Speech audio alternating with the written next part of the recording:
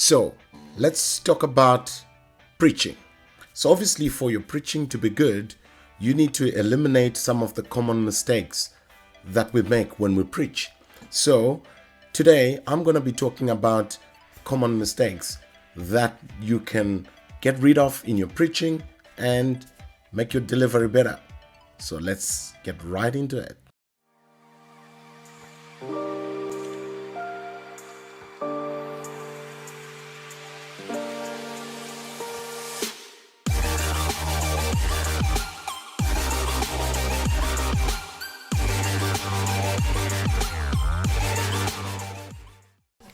So just a quick one there. If it's your first time here, welcome. Thank you for watching.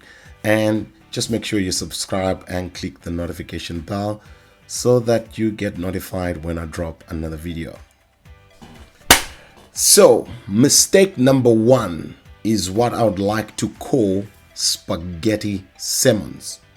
So a lot of preachers preach what I call spaghetti sermons, in that, spaghetti, how it's intertwined and interwoven and you don't know where this one is going and how it's going to end up.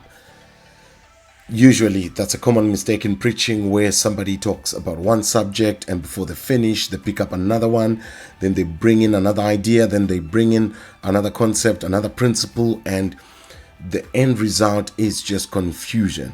Because once you mix up ideas and concepts and principles all in one delivery, you're going to get one result: a confused audience. So try to make sure you clean up your sermon and go through it and stick to one idea. It's a discipline. You've got to make sure that you are sticking to the theme, sticking to the topic.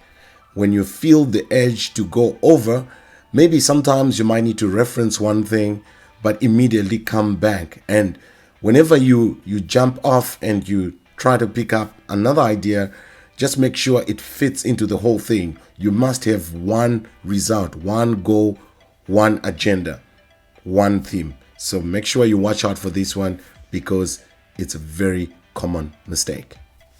The next one on my list is inadequate or insufficient explanations.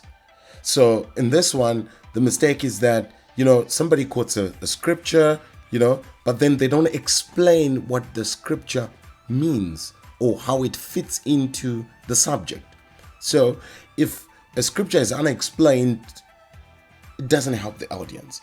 So just make sure, if you are to pull out a scripture, or if you're going to reference a scripture during your sermon, explain how it fits into the whole idea. Explain further. Preaching is like cooking. You don't just take ingredients and just serve them. You chop it up, you prepare it, you remove the unwanted stuff, and you clean it up, and you make sure it's ready for consumption. It's exactly the same thing with preaching. Make sure you take a scripture, analyze it, explain it, make it simple. Some of the scriptures, because the Bible, some of it's poems, prophecies, and all these kind of things. So don't just take it out and serve it verbatim. You've got to explain it. You've got to link it up into the whole frame of what you are talking about. Otherwise, again, people will just go home the same way that they came. So watch out for this one. Mistake number 3 is quoting scripture out of context. So when you're preaching or when you're preparing a sermon, make sure when you use scriptures, use them in line with how they are used in the Bible or in the rest of the context, be it in that book or in the chapters where you are taking that verse from. So the key to avoiding this mistake is, before you uproot a scripture, you must make sure you read the pretext, which is verses before that. It could even be a chapter before that, and verses after that, or chapters after that. That allows you to know what the writer had in mind. And we must understand that the Bible will never mean today what it never meant when it was written. Scriptures should always be used within their context. Otherwise, you will end up having your own meaning that you have, which is not intended by the writer. So please make sure you quote scriptures within their context. And remember, context is king. So the meaning that the scripture gets from its context is actually what it means. Mistake number 4 is keep it simple. Keep it simple, keep it simple. Sometimes preachers want to complicate things. They use complex examples. They use complex words, Hebrews and Greek. I don't have a problem with you referencing Greek lexicons and looking at Strong's Concordance. That's fine. But just remember, some people in the audience, they get confused by these things. So only use them when they are necessary or when they help with the understanding. But don't go and just offload a lot of jargon and Greek and Hebrew words onto the congregation. So please make sure you think carefully about your usage of these things, because sometimes it just confuses the audience. And even examples as well. Think through examples, and remember, an example is supposed to be relevant.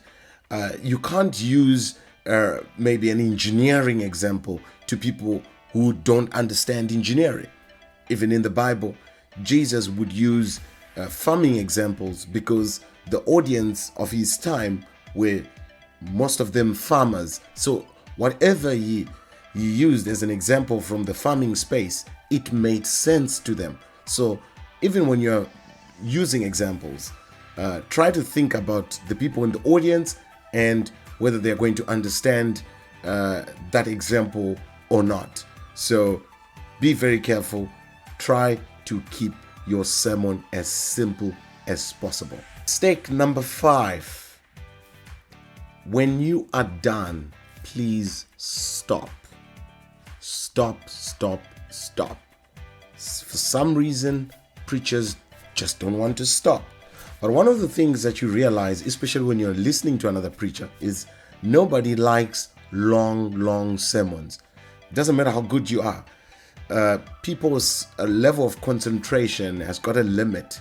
At some stage, people get tired and they are no longer listening. So even your effectiveness, it becomes less and less as the sermon goes on. So within a reasonable period of time, please stop. Learn to keep your sermons short and sweet. Everybody loves that. So just bear that in mind as you're preaching, that people have got other things to do and people need to go. They're just not going to listen to your sermon the whole day. So learn to stop, discipline yourself, especially even when your material is done. You have served what you have served. Don't just keep going just so that you push over the time. No, it's very much okay to say, well, you've been given 40 minutes, but in 30 minutes you're done, you hand over the time. That is perfect. There's nothing wrong with that. So please make sure when you are done, please stop, hand over the time, and go home. And the next one on my list is ignorance. The last thing that you want is to be preaching and people, instead of learning, they are seeing how ignorant you are. That is very unfortunate as a preacher. So always make sure, number one, try to stick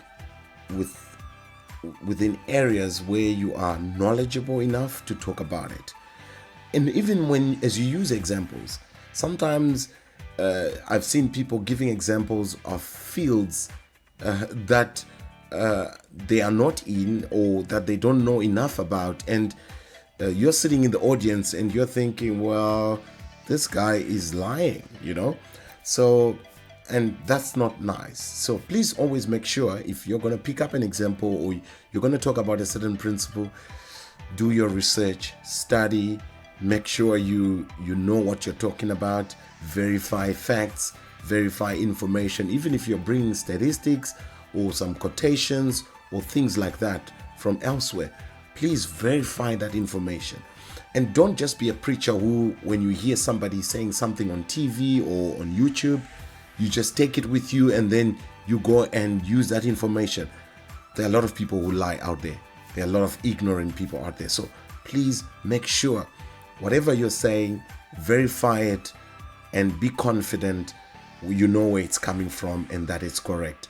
Otherwise, you go out there and just demonstrate your ignorance and it'll mess up everything. So thank you for watching this video. I hope you learned something, and please drop in the comment section some of the mistakes that you think, maybe I left out some of them, and I want to hear from you guys. Thank you. Till next time. Bye-bye.